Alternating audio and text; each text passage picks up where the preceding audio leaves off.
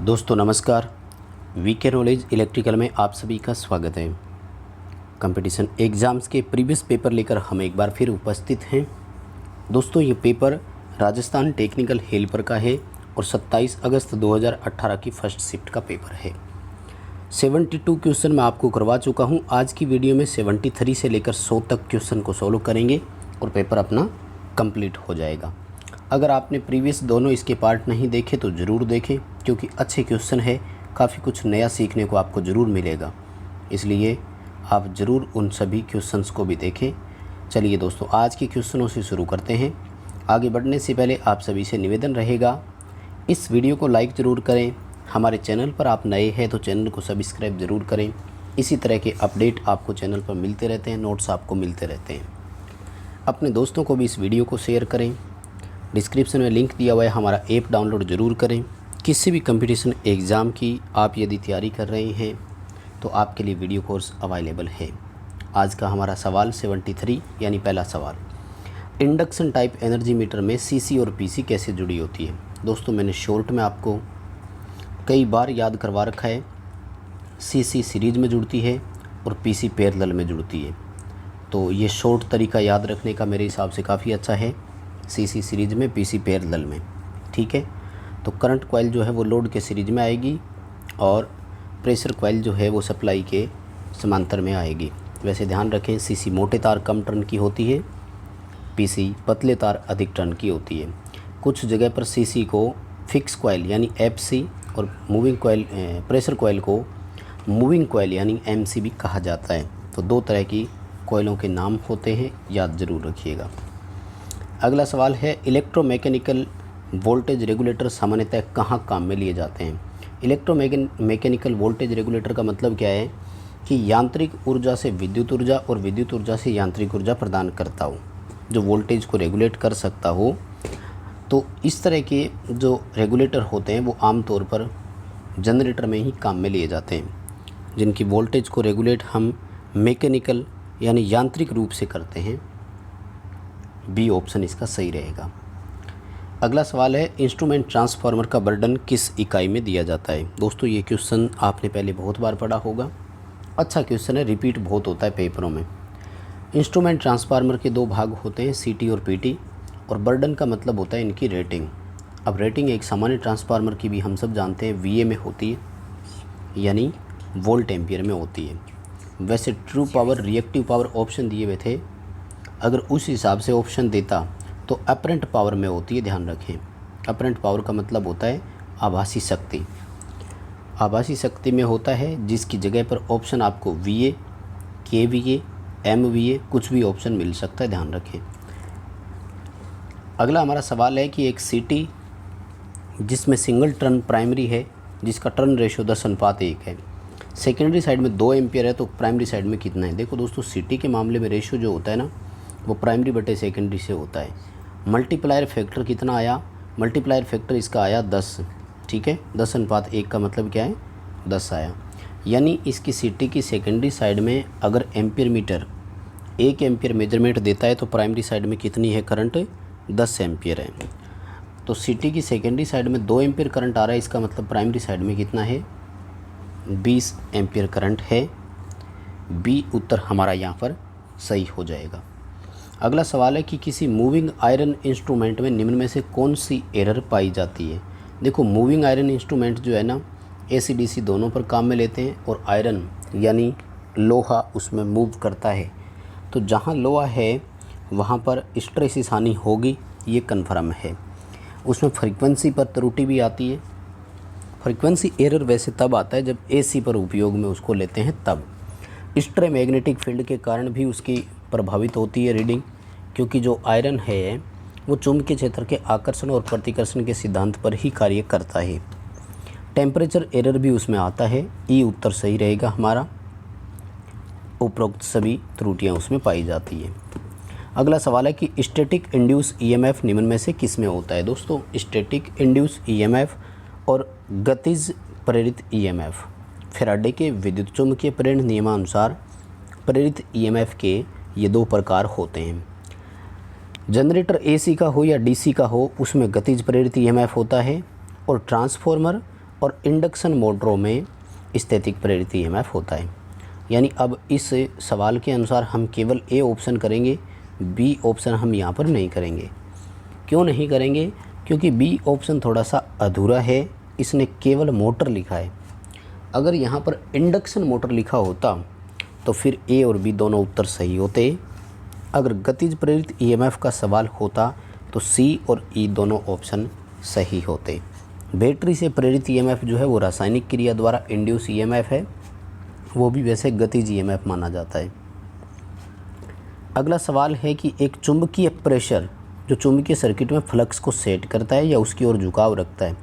देखो, जिस तरह से इलेक्ट्रिकल प्रेशर होता है, प्रेशर यानी दबाव, दबाव को फोर्स बोल सकते हो, तो ये होता है हमारा MMF, magnetomotive force. E option सही हो जाएगा। यानी जिस तरह से इलेक्ट्रिकल प्रेशर वोल्टेज होता है, ईएमएफ होता है, उसी तरह से मैग्नेटिक प्रेशर जो है वो मैग्नेटोमोटिव फोर्स, चुंबक वाहक बल है। इसकी इकाई एम्पियर टर्न या गिलबर्ट हो सकती है। अगला सवाल है कि एक ट्रेडमिल पर व्यायाम करते समय एक व्यक्ति को पता चला कि उसने 1 घंटे में 2.25 × 10⁵ जूल ऊर्जा कंजप्शन कर दिया। उसके द्वारा उत्पादित किए गए औसत शक्ति आउटपुट कितना है? देखिए दोस्तों, ऊर्जा जो होती है इसके लिए फॉर्मूला होता है पावर इनटू टाइम। जब पावर कैलकुलेट करनी है तो ऊर्जा बटे टाइम हो जाएगा, यानी ऊर्जा में टाइम का भाग दे देंगे। ऊर्जा है 2.25 × 10⁵ जूल। अब दोस्तों आपको एक बात यहाँ पर ध्यान रखनी होगी कि ऊर्जा कैलकुलेट करते समय जो समय होता है वो सेकंड में होना चाहिए।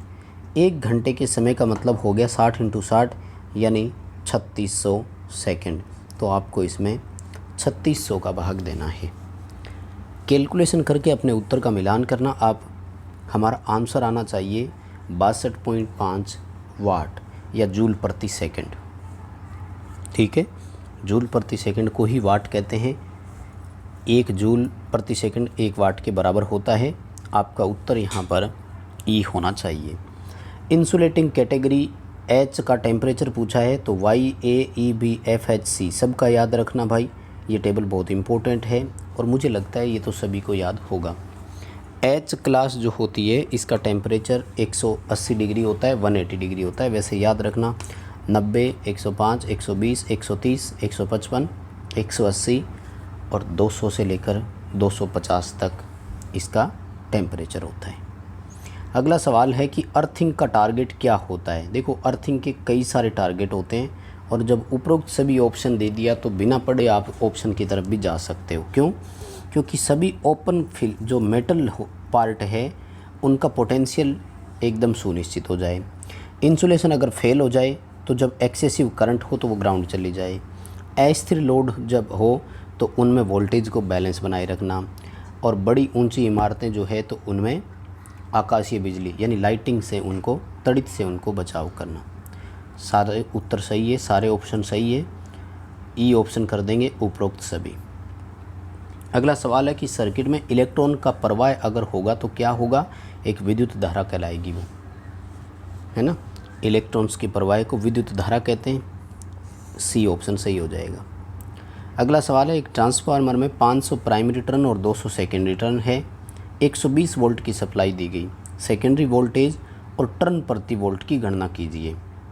देखो भाई, सेकेंडरी वोल्टेज ज्ञात करना है तो क्या फॉर्मूला रहेगा? V2/V1 बराबर N2/N1, राइट।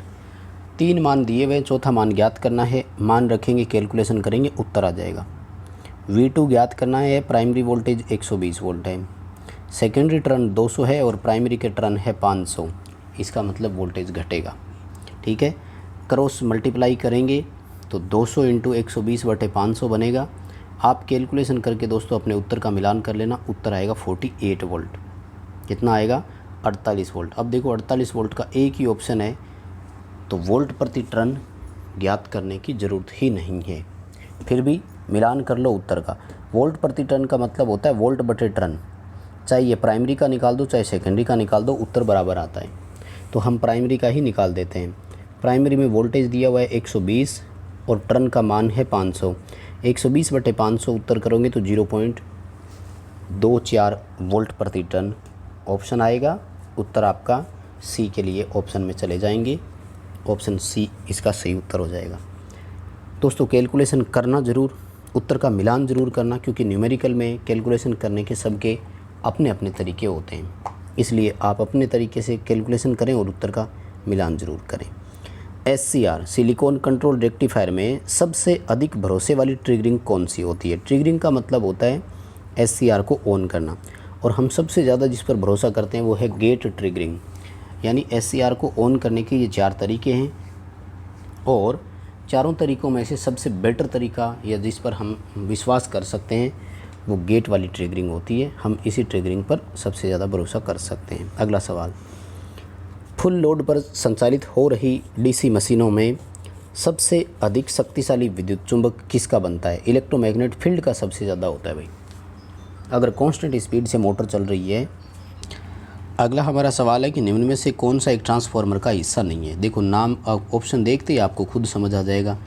बहुत इजी क्वेश्चन है, अब लग रहे हैं आपको इजी, खैर उस टाइम जब पेपर हुआ तो नहीं लग रहा था। खैर कम्यूटेटर ऑप्शन आ जाएगा, है ना। ट्रांसफार्मर में कम्यूटेटर का कोई काम नहीं है, जबकि प्राइमरी वाइंडिंग, कंजर्वेटर, रेडिएटर और टेप चेंजर ये सभी ट्रांसफार्मर में होते हैं। अगला हमारा सवाल है, किसी 3 फेज ट्रांसफार्मर टर्शियरी वाइंडिंग उपलब्ध करवाने का उद्देश्य क्या है? देखो वैसे तो टर्शियरी वाइंडिंग जो है ना, ये तभी उपलब्ध करवाते हैं जब ट्रांसफार्मर की प्राइमरी और सेकेंडरी दोनों स्टार में हो, स्टार स्टार वाले के बीच में, और डेल्टा संयोजित ये खुद वाइंडिंग होती है। यानी ऐसे ट्रांसफार्मर में टोटल 9 कुंडलियाँ होती है, ध्यान रखना, एक बार पेपर में सवाल आ गया था। अब बात यह है कि इसका काम होता है न्यूट्रल को बैलेंस करना, और न्यूट्रल बैलेंस करें या वोल्टेज बैलेंस करें तो ये देखो अस्थिर वोल्टेज को संतुलित करना, ए ऑप्शन होगा। वोल्टेज में हार्मोनिक्स को दूर करना और जो अनबैलेंस वोल्टेज होती है उसको बैलेंस करना, ठीक है। ये थोड़ा सा गलत लिखा हुआ है, अस्थिर वोल्टेज को असंतुलित करना, असंतुलित नहीं है, संतुलित करना है। इंग्लिश जब देखेंगे इस पेपर की आपको उत्तर मिल जाएगा। अगला सवाल, निम्न में से किस मशीन की कैपेसिटी सबसे अधिक होगी? तो सबसे अधिक इलेक्ट्रिकल पावर ट्रांसफार्मर भी होगा भाई, है ना। MVA तक रेटिंग होती है, जबकि मोटर और जनरेटर कभी MVA में नहीं होते। हालांकि जनरेटर भी होता है MVA में, जैसे अपने प्लांट में है तो 250 मेगावाट का है, और MVA की बात करें तो 295 MVA बनता है इसका, है ना। लेकिन ट्रांसफार्मर तो इससे भी ऊपर का है, 500 MVA तक के भी होते हैं। तो सबसे ज़्यादा रेटिंग कैपेसिटी जो होती है वो ट्रांसफार्मर की होती है। Double excited motor synchronous motor को बोलते हैं डबल एक्साइटेड, क्योंकि इसके स्टेटर को भी सप्लाई देते हैं और रोटर को भी सप्लाई देते हैं। स्टेटर को AC और रोटर को DC सप्लाई देते हैं, इसलिए इसको डबल एक्साइटेड मोटर हम कहते हैं। अगला सवाल है, फुल लोड स्थिति में मोटर 50 रटज की है, 725 RPM पर चल रही है, पोल की संख्या बताओ। देखो 725 RPM वाली में 8 पोल होते हैं। इसकी सिंक्रोनस गति 750 RPM होती है, कुछ स्लिप के साथ ये थोड़ी सी नीचे चलती है। अगला सवाल है, क्या होगा यदि इंडक्शन मोटर को 3 गुना हार्मोनिक दे दिया जाए? अब देखो ये सवाल थोड़ा सा गलत लग रहा है मुझे इसका, क्योंकि पूछने का तरीका सही है। या तो ये बात कर रहे थर्ड हार्मोनिक्स की, तो तीसरा हार्मोनिक्स जो होता है ना वो तो स्वतः ही समाप्त हो जाता है, और उत्तर आएगा कि कुछ भी नहीं होगा, क्योंकि एक मैकेनिकल चक्कर के बाद तीसरा हार्मोन स्वतः ही समाप्त हो जाता है। लेकिन इसने कहा है कि मोटर शुरू ही नहीं होगा, मोटर शुरू ही नहीं होगा, तो वो इसका 3 गुना का मतलब क्या समझे, कौन से हार्मोनिक्स की बात कर रहा है। नेक्स्ट हमारा सवाल है कि एक ट्रांसमिशन लाइन में स्टेबिलिटी को कैसे बढ़ा सकते हैं? शंट कैपेसिटर और सीरीज कैपेसिटर दोनों लगते हैं स्टेबिलिटी बढ़ाने के लिए। अपने क्वेश्चन का आंसर ई होगा, ए व बी दोनों। अगला सवाल है कि स्विचिंग और लाइटिंग के कारण उच्च वोल्टेज सर्ज होते हैं, तो उससे बचाव के लिए लाइटनिंग अरेस्टर यानी तड़ित चालक लगते हैं, और हॉर्न गैप तड़ित चालक का प्रकार होता है। सबसे अधिक इसी का उपयोग करते हैं। किस इंडक्शन मोटर का पूर्ण भार पर पावर फैक्टर उच्चतम होगा? कैपेसिटर रन टाइप का होगा, यानी डबल कैपेसिटर मोटर का या परमानेंट कैपेसिटर मोटर का, क्योंकि इनमें एक कैपेसिटर जो है वो स्थायी रूप से लगा रहता है। अगला है कि एक बेटर जो डाइलेक्ट्रिक होता है उसका डिसिपेशन फैक्टर कितना होना चाहिए? डिसिपेशन फैक्टर लॉस एंगल को बोलते हैं, और ये जितना हो सके न्यूनतम होना चाहिए। इसलिए अपने इस क्वेश्चन का आंसर जो है वो ए हो जाएगा, 0.002। नेक्स्ट हमारा सवाल है कि नीचे दिए गए चिन्ह की पहचान करें। देखो बेस, एमिटर और कलेक्टर नाम का सिरा है और तीर का निशान अंदर की तरफ है। जब तीर का निशान अंदर की तरफ हो तो ट्रांजिस्टर PNP प्रकार का होता है, बाहर होता तो NPN प्रकार का हो जाता। अगला सवाल, दिए गए परिपथ में कुल धारा और कुल प्रतिरोध की गणना करो। देखो भाई, जिस हिसाब से आप ऑप्शन देख रहे हैं तो इसमें सारे ऑप्शन गलत हैं, कोई एक ऑप्शन भी इसका सही नहीं है एक्चुअल में, क्योंकि वास्तव में जब कैलकुलेशन होती है तो पहले R2 और R3 समांतर में है, इनका टोटल करना होगा। 20 और 10 का जब आप टोटल करेंगे R1 इंटू R2 बटे R1 प्लस R2 से, तो ये आपका 6.66 ओम आएगा और इस 30 ओम के साथ वो सीरीज में जुड़ा हुआ है, आपका उत्तर आएगा 36.66 ओम, और ऐसा कहीं ऑप्शन ही नहीं है। ठीक है, फिर जब आप करंट निकालेंगे तो I बराबर V बटे R यानी 40 बटे 36.66 करेंगे तो लगभग आंसर आएगा 1.09 एम्पियर। अब इन्होंने इसका ए उत्तर दिया है, मैं आपको वो भी बता दूं क्यों दिया है और कैसे दिया है। वैसे तो गलत है तरीके से, तो एक्चुअल में तो ध्यान रखना 36.66 ओम उत्तर आएगा और 1.09 एम्पियर करंट आएगी। इन्होंने क्या किया है, इन्होंने पहले R1 और R3 को सीरीज में जोड़ लिया तो 30 और 20 50 हो गए ना, और इसको इन्होंने क्या किया कि 10 ओम वाले के साथ समांतर मान लिया, यानी इसने 500 इंटू 60 के हिसाब से किया है, तो ये उत्तर 8.33 ओम आ रहा है। ए ऑप्शन कर दिया, जबकि गलत है बिल्कुल, यानी कोई भी ऑप्शन इसमें सही नहीं है। जितने ऑप्शन हैं आप भी अपनी तरफ से मिलान करना, पहले ये ऑप्शन देख लो सारे और अब ये डायग्राम देख लो आराम से, है ना।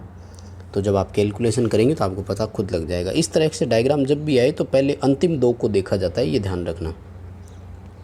अगला हमारा सवाल है, मैक्सिमम पावर ट्रांसफ़र के लिए आंतरिक प्रतिरोध का वांछित मान कितना है। तो एक सर्किट से अधिकतम शक्ति तब स्थानांतरित होती है जब लोड प्रतिरोध का मान आंतरिक प्रतिरोध के मान के बराबर हो। ये उत्तर सही हो जाएगा। अगला है, पैरेलल प्लेट कैपेसिटर में विद्युतीय तीव्रता E, वोल्टेज V और प्लेटों के मध्य दूरी D है, तो इनका सही संबंध क्या होगा। तो जो इलेक्ट्रिकल इंटेंसिटी होती है यानी विद्युतीय तीव्रता होती है वो वोल्टेज के समानुपाती और प्लेटों के बीच दूरी के व्युत्क्रमानुपाती होती है। क्वेश्चन का आंसर अपना E हो जाएगा। बस दोस्तों, यही थे 100 क्वेश्चन, 3 पार्ट में सोल्व करवाया है। तीनों पार्ट को आप ज़रूर देखें, नहीं देखा तो वीडियो को लाइक ज़रूर करना, कमेंट करके ज़रूर बताना आपके कितने सही हो रहे हैं। ऐप डाउनलोड ज़रूर करना आपने नहीं किया तो, चैनल पर नए हो तो चैनल सब्सक्राइब ज़रूर करना।